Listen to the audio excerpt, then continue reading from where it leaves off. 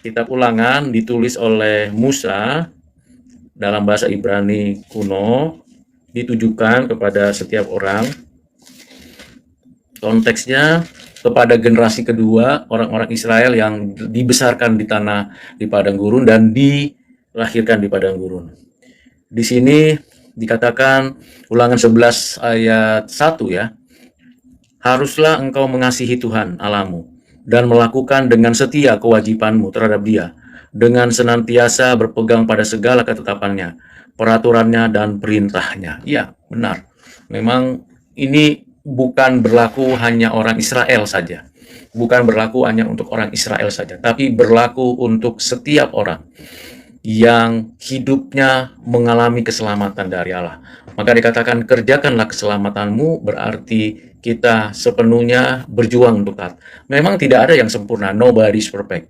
Ya, jadi kalau saudara dan saya mau mencapai apa yang diharapkan atau yang dikehendaki oleh Allah untuk kita lakukan, ketahuilah bahwa ada banyak tantangan pergumulan untuk mencapai itu. No easy to achieve apa yang Tuhan mau kita lakukan, tidak mudah. Kita bisa saja ngomong mudah ini dan itu, kita bisa saja mengatakan ini dan itu dengan berbagai macam doktrin yang kita lakukan, kita sampaikan, kita dengar, kita pelajari, tapi serupa dengan Kristus, menaati sepenuhnya bagian demi bagian firman, itu perlu perjuangan. Kadang kita jatuh, terperosok sampai ke lembah kekelaman, sehingga kita betul-betul jatuh dan kita tidak mampu. Karena anugerah Tuhan, tangan Tuhan tetap menopang membawa kita kembali. Jadi perjuangan iman orang Kristen itu tidak terus begini, tapi dia akan pelan, akan jatuh, naik lagi, jatuh, naik lagi. Dan ini penting. Bukankah Torah khusus untuk Israel? Nah, Torah itu ada 3 bagian di dalam Alkitab. Pertama, berkaitan dengan hubungan dengan Allah. Ini adalah bagian yang disebut dengan hukum keagamaan. Wah, ini hukum keagamaan lengkap ini. Ada pengaturan ibadah bagaimana, ada imam Lewi, ada sebuah pernyataan bagaimana bait Allah, kemah suci, semua ini berkaitan dengan keagamaan. Yang menjadi simbol, yang menjadi sebuah cara untuk nantinya digenapi di dalam Kristus bagi semua orang, bagi segala bangsa, bagi orang pilihan. Nah, ini yang pertama. Yang kedua adalah hukum sosial. Hukum sosial yang mengatur hubungan antar sesama manusia, hubungan antar orang-orang yang ada di wilayah Israel. Bagaimana memanusiakan manusia, hubungan tuan dengan budak, hubungan antar etnis dan sebagainya. Itu yang disebut dengan hukum yang bagian kedua. Nah, ini masih berlaku sebagian, tapi sebagian tidak. Yang ketiga, hukum yang disebut dengan hukum moral. Ini yang menjadi basis dari semua yang dijelaskan dalam Keluaran pasal 20 ayat 1 sampai 17. Jadi ini bagian penting. Nah, apa yang diajarkan di dalam bagian Yeremia pasal 31, ya saya bacakan dulu. Yeremia pasal 31, saya menjawab ini berharap yang bertanya ini adalah orang yang telah hatinya mau percaya kepada Kristus. Dan Tuhan memberkatimu. Semoga engkau menjadi orang percaya kepada Kristus pada waktunya. Mungkin hari ini kamu percaya kepada Kristus, terimalah Kristus dalam hatimu dan bertobatlah. Sebab Tuhan sudah menantimu begitu lama. Dan saya bacakan dulu Yeremia pasal 31. Ayat yang ke-32, 33, 34. Dikatakan, sesungguhnya akan datang waktunya, demikianlah firman Tuhan, aku akan mengadakan perjanjian baru dengan kaum Israel dan kaum Yehuda, bukan seperti perjanjian yang telah kuadakan dengan nenek moyang mereka pada waktu aku memegang tangan mereka untuk membawa mereka keluar dari tanah Mesir. Perjanjianku itu telah mereka ingkari, meskipun aku menjadi Tuhan yang berkuasa atas mereka, demikianlah firman Tuhan. Tetapilah beginilah perjanjian yang kuadakan dengan kaum Israel sesudah waktu itu, demikianlah firman Tuhan, aku akan menaruh Tauratku dalam batin mereka dan menuliskannya dalam hati mereka, maka aku akan menjadi Allah mereka dan mereka akan menjadi umatku. aku, dan tidak usah lagi orang mengajar sesamanya atau mengajar saudaranya dengan mengatakan, kenalah Tuhan, sebab mereka semua besar kecil akan mengenal aku. Demikianlah firman Tuhan, sebab aku akan mengampuni kesalahan mereka dan tidak lagi mengingat dosa mereka. Iya, benar, ayat ini tidak ada kesalahannya. Memang kita bisa tahu bahwa Tuhan telah menyatakan bahwa perjanjian, ya, bukan Taurat. Di sini bicara perjanjian.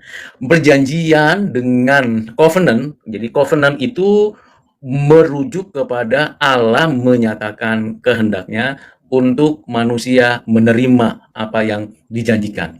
Baik itu yang disebut bagian ini adalah bagian dari covenant, perjanjian anugerah.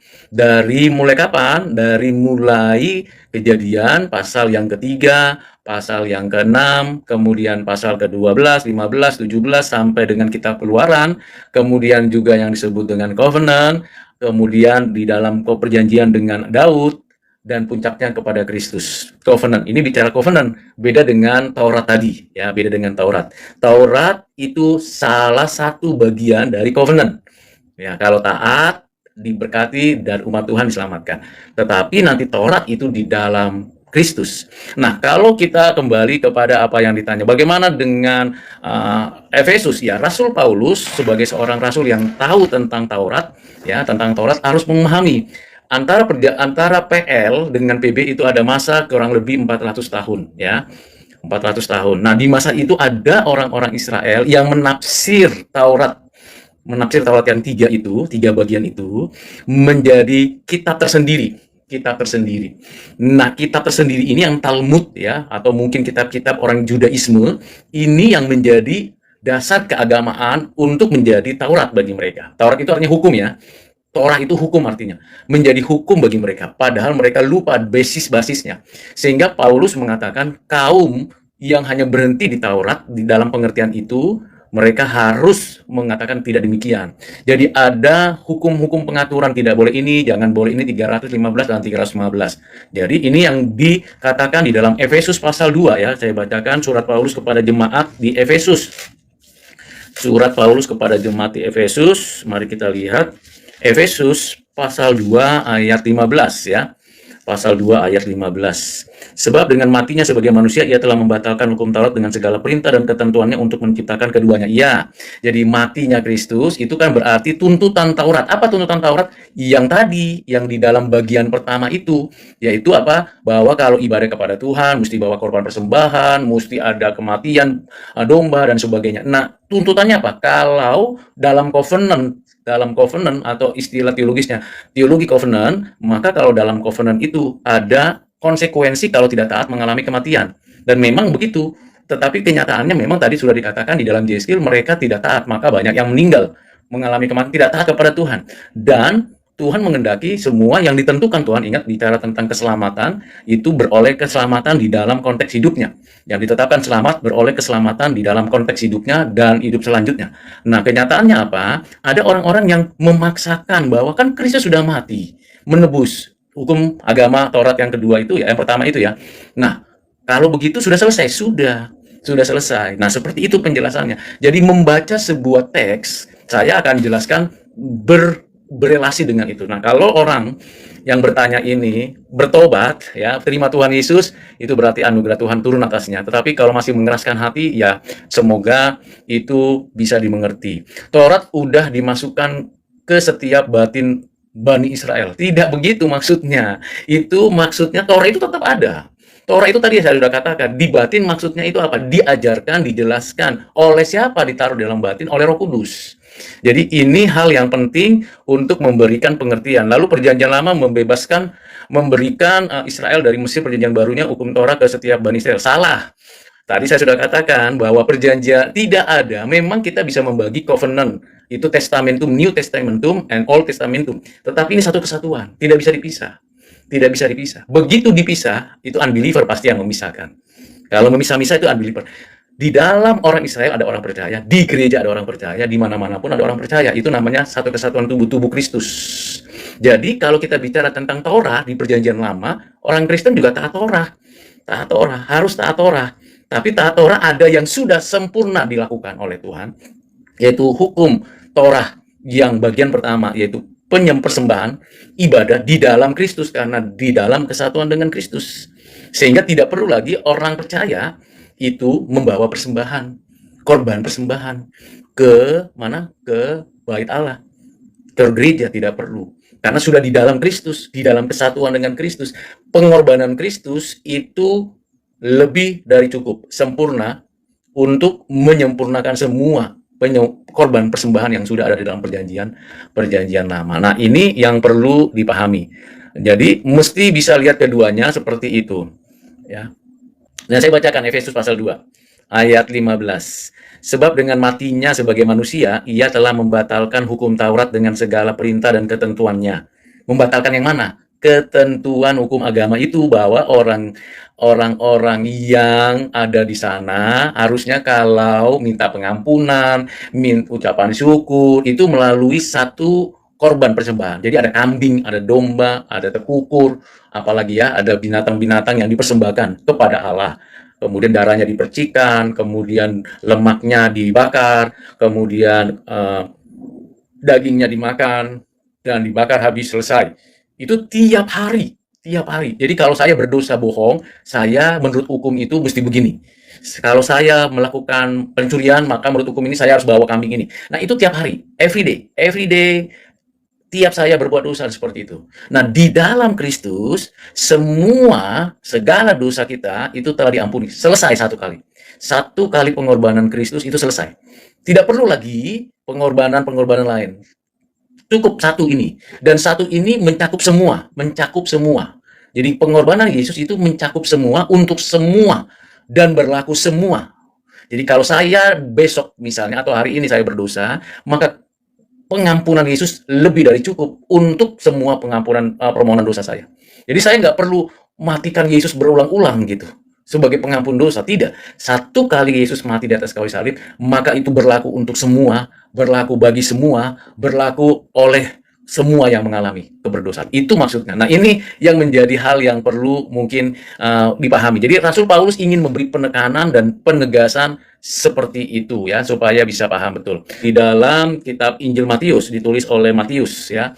Matius dikatakan di dalam pasal yang kelima ayat 18, karena aku berkata kepadamu, sesungguhnya selama belum lenyap langit dan bumi ini, satu iota, ya, atau satu titik pun, ya, satu iota atau satu titik pun tidak akan ditiadakan dari hukum Taurat sebelum. Memang tidak ditiadakan. Siapa yang meniadakan? Tidak ada meniadakan. Tapi ketentuan hukumnya itu yang ditiadakan. Jadi gini. Eksekusi atas ketidakmampuan manusia. Jadi satu pasal, satu ayat itu di dalam kitab perjanjian lama tidak mungkin dihapus, dilenyapkan. Tidak. Ini tetap utuh. Jadi ketika saya membaca Alkitab ini utuh ada perjanjian lama, perjanjian baru. Itu tidak akan saya coret. Oh, ini nggak laku lagi coret. Ini nggak laku lagi hapus. Ini nggak perlu lagi. Enggak. Justru dengan adanya ayat-ayat itu, justru karena adanya ayat-ayat itu, kita menyadari, iya ya, andai kata Kristus tidak mati menebusku, ketika Kristus tidak menggantikanku, apa mungkin ya ada orang yang bisa melakukan hukum Taurat? Tidak ada. Tidak ada seorang pun yang bisa melakukan sempurna hukum Taurat. Hukum Tauratnya pada dirinya sempurna. Nggak ada. Nggak ada orang yang bisa melakukan hukum Taurat sempurna. Nobody. Lalu kalau begitu, semua orang berdosa. Yes. Itu untuk menggambarkan kalau kita bercermin, oh iya ya, nggak ada ya. Kalau begitu saya nggak mungkin. Oke, kalau begitu so what? Apa dong jadinya? Ya, hukum Taurat itu kan ketentuan dari Tuhan Allah. Memang kamu berdosa, harus lakukan ini, harus lakukan itu. Tapi every day, you begitu terus. Akhirnya, ya memang. Tetapi ada kasih karunia yang melampaui hukum tertulis itu. Itulah anugerah di dalam dan melalui Kristus anaknya. Jadi kematian Kristus adalah kematian yang mematikan, karena kematian yang disebabkan oleh hukum Taurat, yang mana hukum Taurat menuntut kita untuk taat, tapi kita tidak mampu. Jadi Kristus sang penebus ini yang menebus saya sehingga saya layak dan dibenarkan. Nah, kalau tadi Anda yang bertanya ini mengikuti dari awal penjelasan tentang keselamatan, maka saudara akan mengerti yang saya maksud. Iya, memang batal dalam pengertian apanya yang batal? Ketentuan hukumnya. Jadi dijatuhkan ginilah, kamu berdosa, kamu dihukum. Iya dong, dihukum. Namanya juga ada ketentuan hukumnya. Tapi dalam ketentuan itu digantikan, saya digantikan. Posisi saya harusnya dihukum. Tapi saya mendapat gerasi. Dapat gerasi. Kalau dalam dunia hukum itu, kalau di dalam dunia persidangan itu, misalnya marojahan, kamu dinyatakan bersalah karena telah melanggar hukum. Ini. Nggak ada alasan, kamu dihukum. Hai marojahan, kamu dihukum. Hukumannya mati.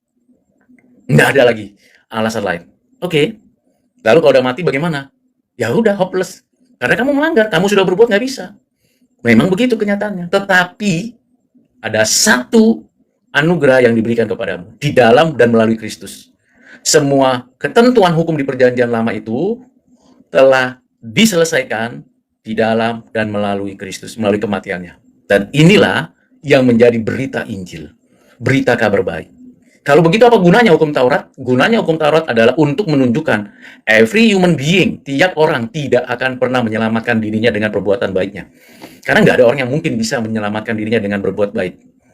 Karena tidak ada orang yang berbuat baik. Sesuai ketentuan hukum, semuanya pasti gagal. Nah, seperti itu pengertiannya. Jadi tidak dalam pengertian yang seperti itu.